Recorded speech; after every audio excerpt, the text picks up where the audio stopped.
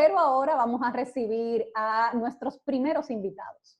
Bueno, y esta noche tenemos, como decíamos anteriormente, a dos sociólogos muy queridos de esta noche, María Cela, que siempre participan en nuestras mesas. Nos referimos a Juan Miguel Pérez Vargas y a Cándido Mercedes. Ambos, por supuesto, han estado publicando artículos sobre el tema de la pandemia y sus consecuencias a nivel sociológico.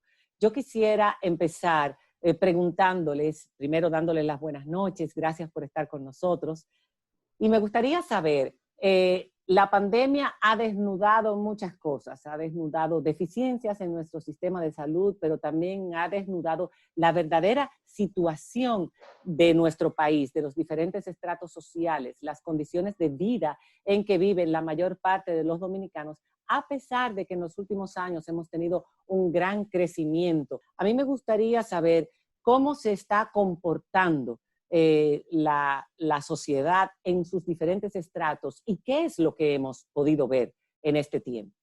Por edad, ¿verdad, Juan Miguel? Por edad. Adelante. Desde el punto de vista sociológico, hay dos maneras de investigar esto que estamos viendo. Lo que se llama un análisis de corte transversal, que significa ver grupos diferentes sociales en un mismo periodo de tiempo, en una situación concreta.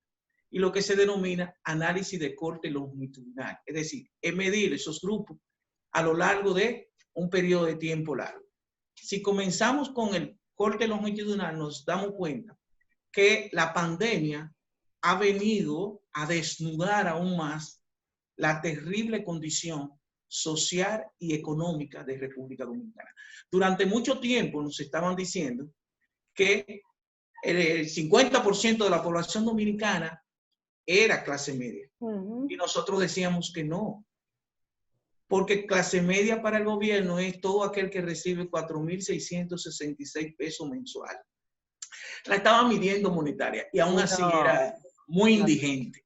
4.600. Entonces, esta pandemia desnuda de manera dramática nuestra realidad social. Perdón, para yo entender, ese medidor de determinar la clase media por un salario, no es la única manera, pero no. 4.000 pesos cuando no corresponde ni siquiera al salario mínimo. Ese es el Banco Mundial con una metodología, esos organismos multilaterales. Cuando eso no fue ni una cuarta parte de la canasta básica. Exacto. ¿No? Y en aquel entonces me imagino cuando eso se determinó así, el dólar a la par, asumo yo.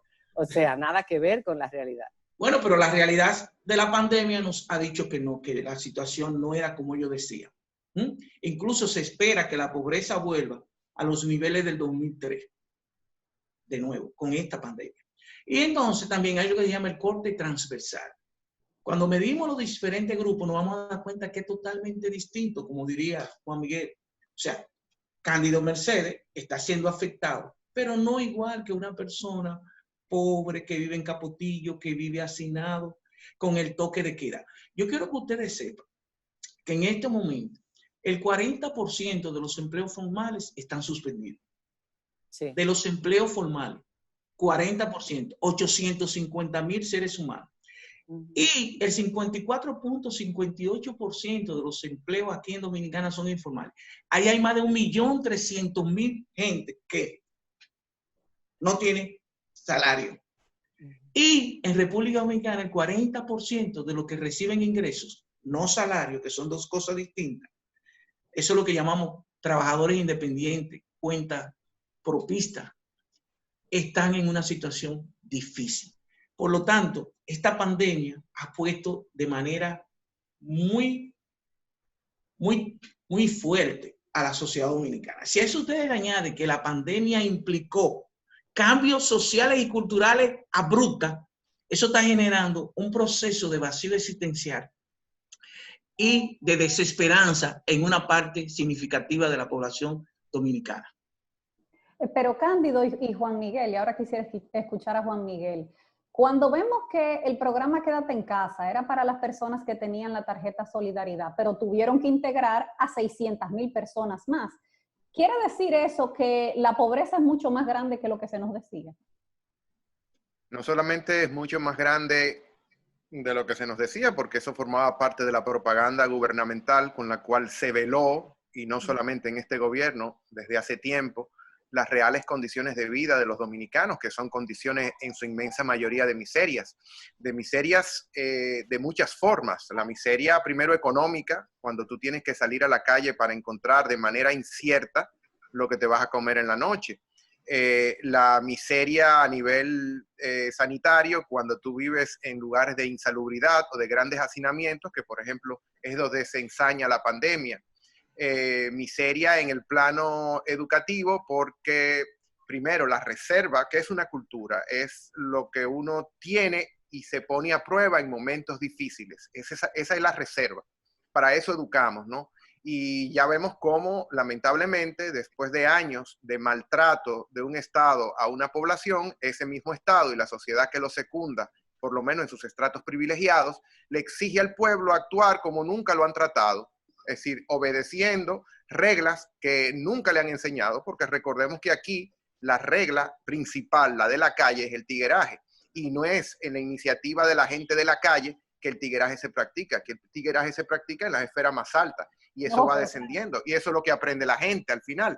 Entonces se le exige lo que nunca se le dio la oportunidad de aprender ni darle los medios de cómo obtenerlo. Es decir, conducirse de una manera civilizada por canales cívicos que son por donde cual debe transitar la construcción de dignidad, es decir, el reconocimiento del Estado y la sociedad a tu importancia social.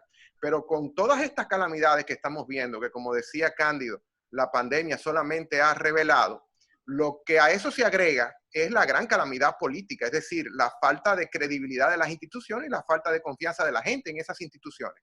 Por eso hay tantas desobediencias, hay tanta incredulidad de lo que se está haciendo, pero sobre todo hay un distanciamiento muy grande entre cómo se conciben las políticas públicas, incluyendo en estado de emergencia, y cómo vive la gente.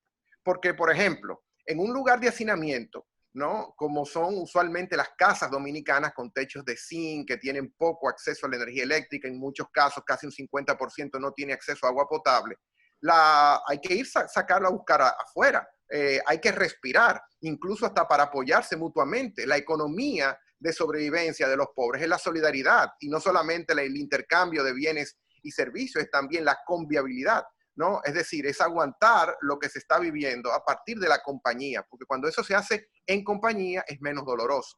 Entonces, todos esos elementos, lamentablemente, el gran problema de las políticas públicas en nuestro país no es solamente la ideología conservadora que la conduce, donde siempre es más para lo que tienen más y siempre es menos para lo que ya tenían menos. Es también la incompetencia, producto en muchos casos de buenas intenciones, pero de gente que piensa que todo el mundo vive como ellos. Y cada vez más hay una brecha y una distancia social. La verdadera distancia social está entre los representados y los representantes. Representantes que diseñan políticas públicas que sin duda alguna no están adaptadas a las condiciones de vida y de aceptación y de disposición de la gente humilde que siguen siendo la gran mayoría de los dominicanos en este país. Sí.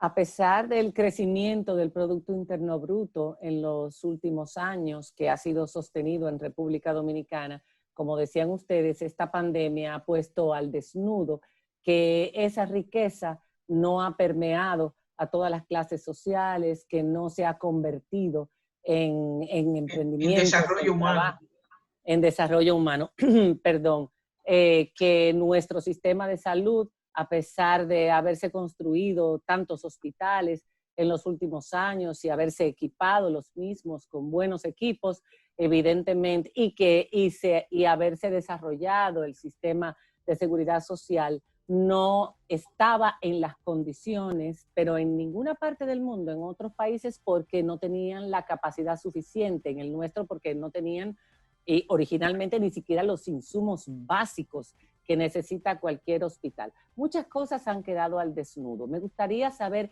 cómo quedó la población al desnudo en las diferentes clases sociales. Eso para que ustedes me lo respondan cuando regresemos. Yo quiero saber cómo afecta esto, cómo ha sido el comportamiento de los niños y adolescentes dentro de esta pandemia, de las mujeres, de los hombres, de los sectores de clase media y de los sectores de clase alta. ¿Qué ha sido lo que hemos podido ver? Lo mejor y lo peor. Y luego, por supuesto, ¿qué podríamos ver si, como dice la Organización Mundial de la Salud, esto va a ser una oleada y una segunda oleada y una tercera oleada. ¿Qué podríamos ver en República Dominicana a nivel social? Es una de las cosas que más preocupa a todo el pueblo. Cuando regresemos después de la pausa con los sociólogos hablando del fenómeno social de la pandemia. Ya volvemos.